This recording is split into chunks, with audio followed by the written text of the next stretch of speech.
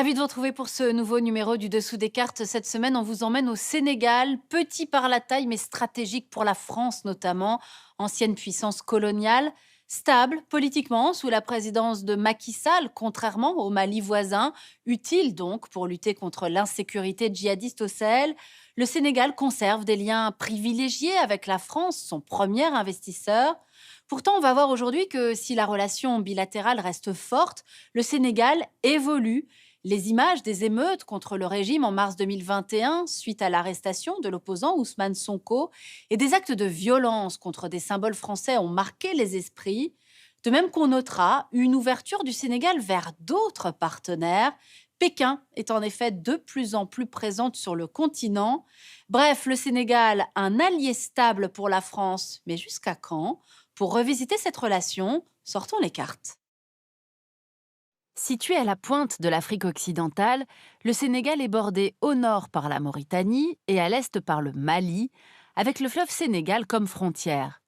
Au sud, on trouve la Guinée-Bissau et la Gambie, héritage étrange de la colonisation britannique qui sépare la région de la Casamance.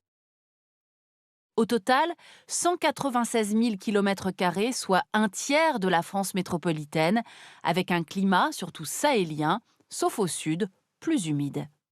Le Sénégal compte 16,7 millions d'habitants, population multipliée par 5 depuis l'indépendance en 1960. Les habitants se concentrent surtout à l'ouest, le long des côtes atlantiques, plus urbanisées. 95% des Sénégalais sont musulmans, mais les groupes ethniques et les langues sont nombreux. Le Wolof domine comme langue de communication. Le français, langue coloniale, reste langue officielle. La scolarisation en primaire approche les 90% de la population. Alors, approchons-nous un instant de la presqu'île de Dakar, cœur politique, économique et touristique du pays. Voici la même zone en 1945. On voit très bien l'expansion et la densification de la capitale sénégalaise qui va presque jusqu'à Mbour au sud et regroupe 4 millions d'habitants, soit un quart de la population. Conséquence de l'éducation et de l'urbanisation, l'indice de fécondité y est le moins élevé du pays, 3 enfants en moyenne par femme contre 6,4 dans certaines régions du sud-est. Dakar, capitale vitrine d'un Sénégal en réalité plus contrasté, dont nous allons maintenant vous raconter l'histoire. Les premiers écrits liés à l'arrivée de l'islam au 8e siècle parlent du royaume africain du Ghana autour de l'actuel Mali. Les échanges à travers le Sahara sont alors nombreux, or, sel, armes, chevaux, puis esclaves.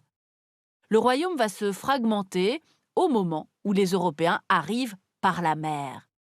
En 1445, le Portugais Diniz Dias atteint l'île de Gorée. Cette région, qu'on appellera désormais la Sénégambie, va alors devenir le principal fournisseur d'esclaves de l'Europe pendant 2 siècles. Après les Portugais viennent au XVIIe siècle les Hollandais, puis les Français, qui fondent Saint-Louis et les Anglais, Fort James.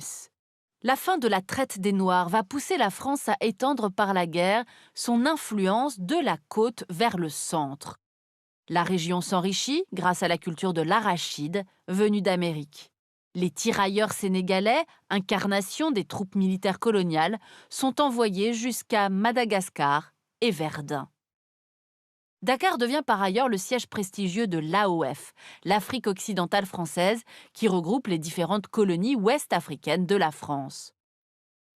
Après la Seconde Guerre mondiale, fait son entrée sur la scène sénégalaise Léopold Sédar Senghor, intellectuel, député français, personnage central du Sénégal. Il va mobiliser le monde rural via les confréries soufis jusqu'à imposer l'indépendance acquise le 20 juin 1960.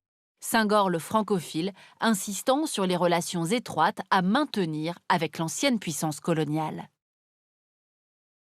Depuis, les Sénégalais sont fiers que leur pays apparaisse comme un pôle de stabilité au milieu d'une Afrique agitée. Démocratie stable, élite bien formée, aucun putsch militaire à ce jour, contrairement aux pays voisins. Vous voyez ici les différents présidents du Sénégal depuis Senghor, réélu 3 fois, jusqu'à l'actuel chef de l'État, Macky Sall, réélu en 2018. Mais attention, la société civile et la jeunesse, très actives, dénoncent régulièrement les abus du gouvernement, des services publics insuffisants et de nombreux problèmes économiques. L'arrestation en mars 2021 d'Ousmane Sonko, principal adversaire politique du président Sall et accusé de viol, a ainsi engendré des émeutes d'une rare violence, 10 morts, 600 blessés et des attaques contre des sociétés françaises jugées trop influentes. Le Sénégal, longtemps élève modèle de l'Afrique francophone, mais en voie d'émancipation. Ainsi, Dakar est discrètement en train de se défaire de cette image, modifiant ses liens politico-militaires avec la France et jouant de son aura économique pour tisser des liens à travers l'Afrique et le monde. C'est ce qu'on va voir maintenant. Dakar qui reste malgré tout un allié privilégié de la France, grâce à des échanges importants et un soutien à l'organisation de la francophonie, un temps dirigé par l'ex-président Abou Diouf. Mais militairement, le Sénégal n'héberge plus que la plus petite des 4 bases permanentes françaises en Afrique, 350 hommes à peine, soit 3 fois moins qu'en 2011, loin derrière Djibouti et la Côte d'Ivoire. Dakar préfère participer aux opérations de l'ONU, au Mali, en Centrafrique, en RDC, développer son réseau diplomatique ou ses relations avec le Maroc, le Golfe et Washington. Cette diversification est aussi économique. Grâce à l'afflux depuis 10 ans d'investissements variés, la Chine est ainsi devenue le second fournisseur du Sénégal et Dakar a vite rejoint les nouvelles routes de la soie. Pékin est aujourd'hui importateur numéro 1 d'arachide, principale culture du pays, qui occupe toujours un quart des ménages. Les bateaux-usines chinois, accusés de vider les zones de pêche au large des côtes sénégalaises, sont plus critiqués. Rappelons que 15% des Sénégalais vivent de la pêche. Côté pays du Golfe à présent, le groupe Dubai Port World construit un port en eau profonde au sud de Dakar, notamment pour le fret de et vers le Mali. Afin de désengorger les routes remplies de camions, beaucoup comptent aussi sur la réouverture du chemin de fer Dakar-Bamako à l'arrêt depuis 2018.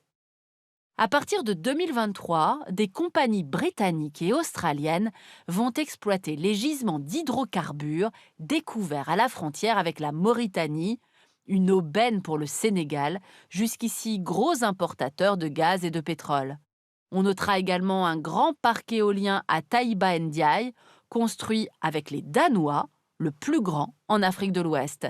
Enfin, l'or des mines du Sud-Est en plein développement est récemment redevenu le premier produit d'exportation du Sénégal.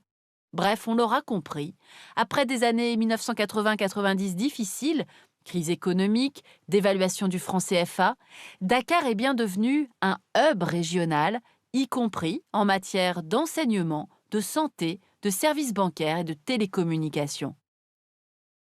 Autre atout, plus de 2 milliards de dollars transférés au pays par les Sénégalais qui vivent à l'étranger, soit 13% du PIB.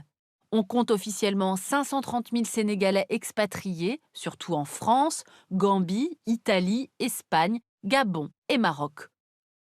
De quoi assurer au Sénégal une croissance tonique depuis 20 ans, du moins bien sûr avant la crise du Covid, qui a durement frappé le tourisme. Tout cela a renforcé l'aura de Dakar auprès de ses voisins et nous allons voir maintenant quelles sont ses relations de voisinage. Avec la Mauritanie, c'est l'argent du gaz et du pétrole, 80 milliards de dollars sur 20 ans, à partager entre Dakar et Nouakchott, qui a contribué à résoudre d'anciens conflits ethniques. Avec la Gambie, c'est le pont sur le fleuve du même nom qui a scellé début 2019 le rapprochement avec le Sénégal. Un pont qui aidera aussi au développement de la Casamance, lassée par 40 ans d'une rébellion sécessionniste qui a fait plusieurs milliers de morts. Enfin, Dakar compte sur un autre programme pour unir la région, la Grande Muraille Verte. Longue de 7500 km, large de 15 km et traversant 12 pays, cette muraille est en fait un vaste programme de lutte contre la désertification. Au Sénégal, qui a déjà perdu la moitié de ses forêts pour cause d'érosion côtière, trafic de bois et réchauffement climatique, le projet avance lentement. Mais Haïdar El Ali, célèbre écologiste responsable du programme local, compte sur les habitants du Nord déshérités pour planter ici des millions d'arbres fruitiers. Enjeu écologique, bien sûr, mais aussi enjeu sécuritaire, car la désertification et la pauvreté nourrissent le djihadisme qui déstabilise les pays voisins. Une poignée de Sénégalais ont ainsi rejoint des groupes armés au Mali, en Libye, en Syrie ou encore Boko Haram au Nigeria. Résultat, Dakar a renforcé ses troupes pour surveiller la zone et lutter contre les trafics d'humains, de drogue et d'armes via le Mali. Voilà, comparé au Mali voisin, le Sénégal apparaît donc, on l'aura compris, comme un îlot tranquille et prometteur. La France reste le plus gros investisseur, on l'a vu, même si d'autres pays viennent désormais concurrencer l'ancienne puissance coloniale. Bref, jouissant de sa position géographique stratégique, de sa stabilité politique, mais également d'importantes ressources naturelles, le Sénégal s'ouvre au monde, réinventant sa relation à la France et se tournant davantage vers la Chine, avec un défi, garantir sa nouvelle indépendance sans tomber sous d'autres dépendances. Et pour prolonger le voyage, cet ouvrage Sénégal, la pirogue des marchands par Sabine Sessou, qui nous promène de Dakar aux rives du fleuve Casamance.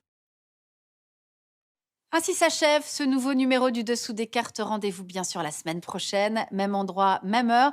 Et d'ici là, n'oubliez pas notre site internet arte.tv. À bientôt.